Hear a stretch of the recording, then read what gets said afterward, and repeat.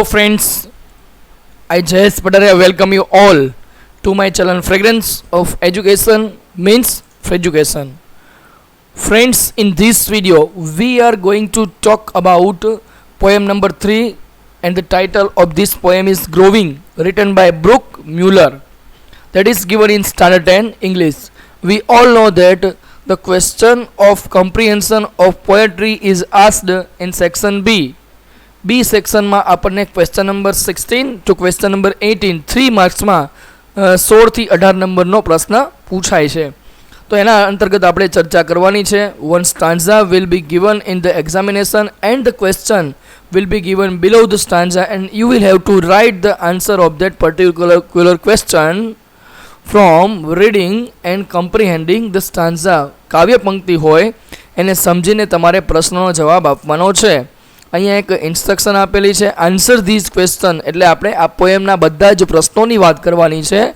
If you understand and write these question in your notebook you will be familiar for the comprehension of this poem. તમે આ જે પોએમનું જે comprehension છે, question answer છે, એની તમને માહિતી મળશે. ધ ફર્સ્ટ ક્વેશ્ચન ગિવન એટલે કે અહીંયા એક કાવ્ય પંક્તિ આપેલી છે અને એના આધારે આપણે ક્વેશ્ચન લખવાના છે.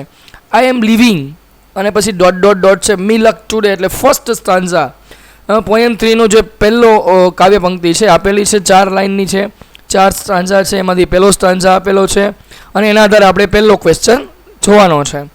To whom is this poem addressed એટલે કે કોને આ પોએમ સંબોધીને લખાયેલી છે. એડ્રેસ્ડ એટલે સંબોધન કરવામાં આવેલું છે.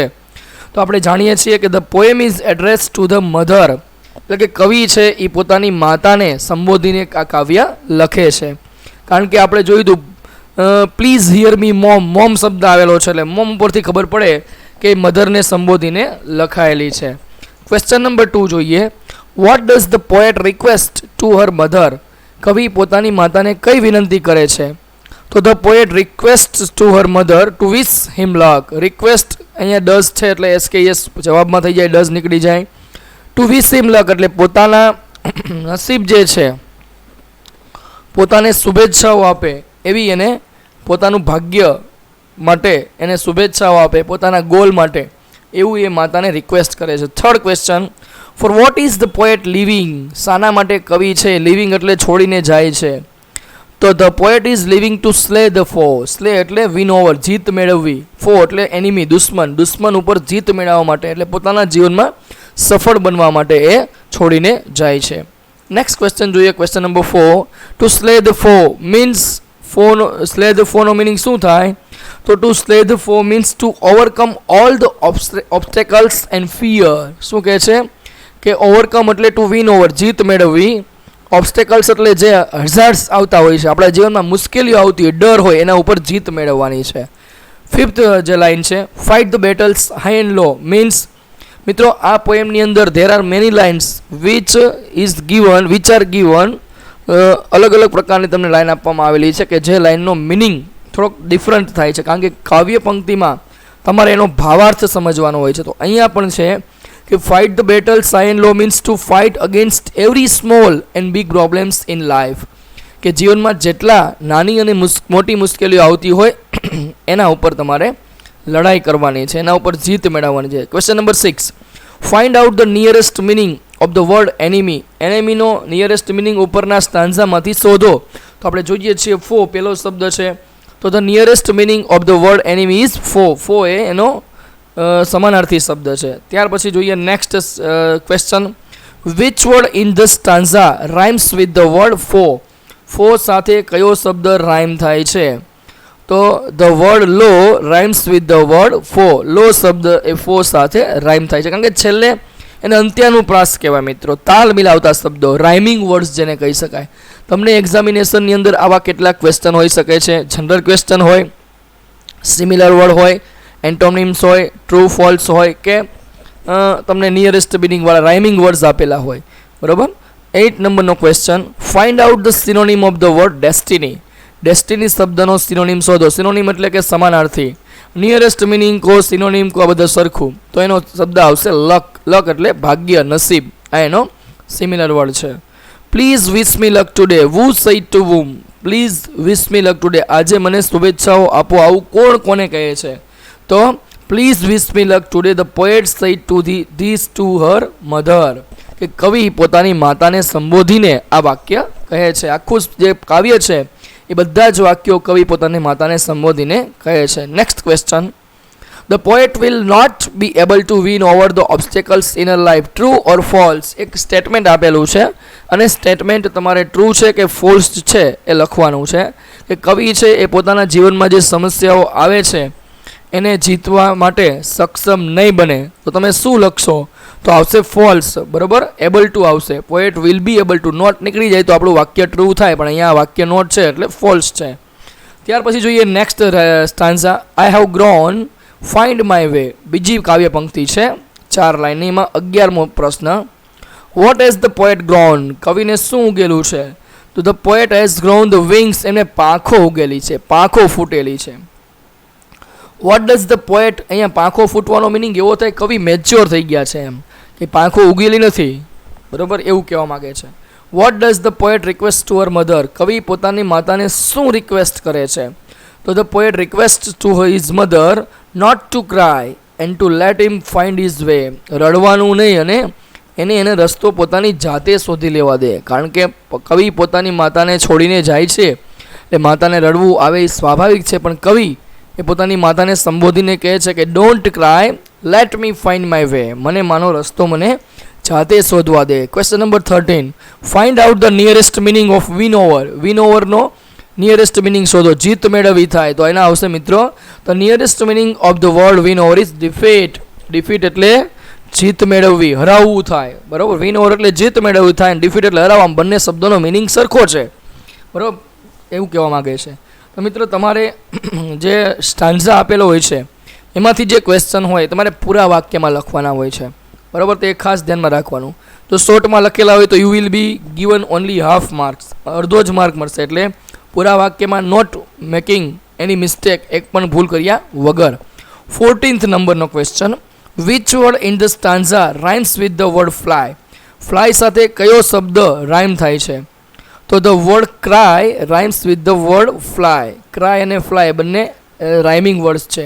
15, આઈ have grown my wings means કે મને પાંખો ફૂટેલી છે, એનો મિનિંગ શું થશે? તો એનો મિનિંગ થશે મિત્રો, I am strong enough to walk on my own. Strong એટલે એકદમ સ્ટ્રોંગ બની ગયો છે, મજબૂત, મેચ્યોર, ઇનફ એટલે સફિશિયન્ટ, એ મારા રસ્તા ઉપર મારી જાતે હું મારું જીવન જીવવા માટે હવે હું સ્ટ્રોંગ બની ગયો છું. I am capable of doing any work in my life, એમ કહે છે. 16 નંબરનો question, I want to fly means હું ઉડવા માગું છું, એનો અર્થ શું થશે? અહીંયા ઉડવાની વાત નથી.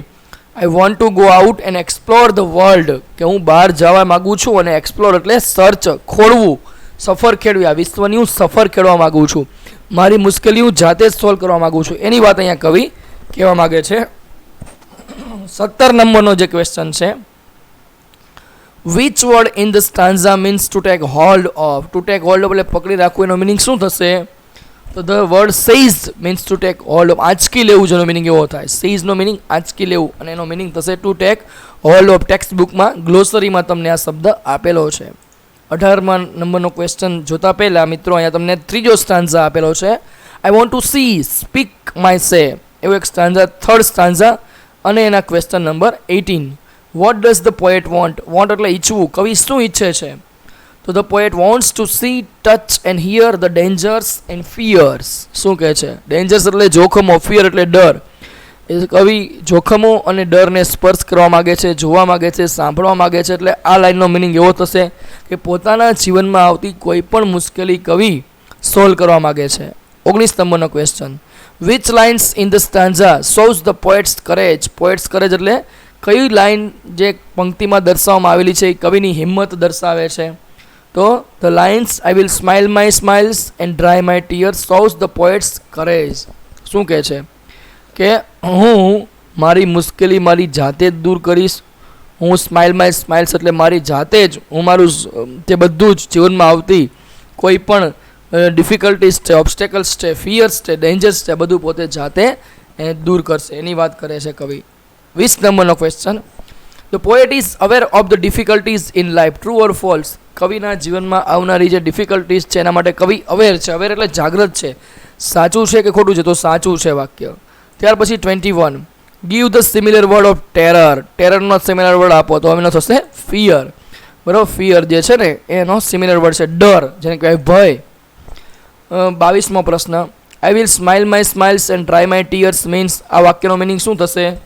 તો એ તમને સેન્ટેન્સ આપેલું છે. Means he is confident enough to face the good and bad things in life. Confident એટલે આત્મવિશ્વાસુ, કે ફેસ એટલે ટેકોન, સામનો કરવો, પોતાના જીવનમાં આવનારી સારી અને ખરાબ બધી જ બાબતોનો સામનો કરવા માટે આત્મવિશ્વાસ શું છે, કેપેબલ છે, એની વાત કરવામાં આવેલી છે. 23, the word blank rhymes with the word fierce. કયો શબ્દ ફિયર્સ સાથે રાઇમ થાય છે? તો ટીયર્સ એ ફિયર્સ સાથે રાઇમ થાય છે, તાલ મિલાવે છે જેને કહેવાય. 24 નંબરનો question, which lines show that the poet want to experience the life of his own by exploring the world. શું કહે છે? થોડુંક ડિફિકલ્ટ ક્વેશ્ચન છે કે કઈ લાઈન દર્શાવે છે કે કવિ એ અનુભવવા માગે છે જીવનમાં પોતાની જાતે જ પોતાનું જે વિશ્વ છે એ ખોળવું, એનો સફર ખેડવી એ કવિ અનુભવવા માગે છે. તો the lines I want to see and touch and hear, આ જે વાક્ય છે એ દર્શાવે છે કે ધ પોએટ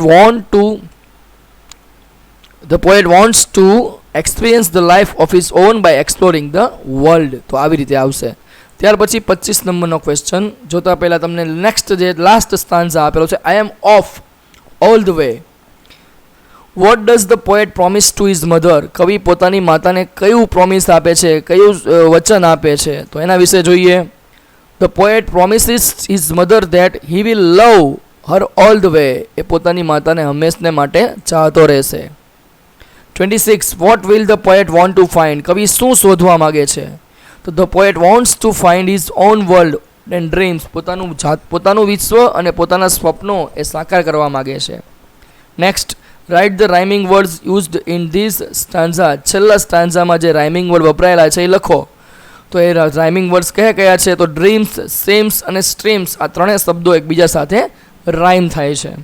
ત્યાર પછી 28 નંબરનો ક્વેશ્ચન, કાવ માય નીચ મીન્સ, આ મિત્રો એક અલગ ટાઈપના થોડાક મિનિંગ અલગ થશે. કાવ માય નીચનો મિનિંગ થશે to make my own place in this world. આ વિશ્વની અંદર હું મારું પોતાનું સ્થાન બનાવવું, એવું એ કવિ કહેવા માગે છે. સ્યુ માય સીવ્સ મીન્સ, તો એનો મિનિંગ થશે મિત્રો I will mould my self. મારી જાતને હું મારી જાતે જ ઘડીશ, એવું કહેવા માગે છે. Last question, which lines so that the poet will walk on his path that he has chosen himself. કઈ લાઈન એવું દર્શાવે છે કે કવિએ પોતે જાતે જ જે પોતાનો રસ્તો શોધેલો છે એના ઉપર ચાલશે? તો એ લાઈન આપેલી છે, the lines as I cell my streams. Cell my streams એટલે સેલ એટલે આમ તો દરિયામાં સફર કરવાનો અર્થ છે. સ્ટ્રીમ્સ એટલે મુસાફરી, જર્ની, કે હું મારી મુસાફરી મારી જાતે જ કરીશ. એટલે એનો મિનિંગ એવો થાય છે કે the poet will walk on his path that he is chosen himself. તો friends, these are the question number 1 to question number 13 that are given in poem number 3. I hope that these questions will help you understanding the poem and in your examination. Also, thank you for watching this video.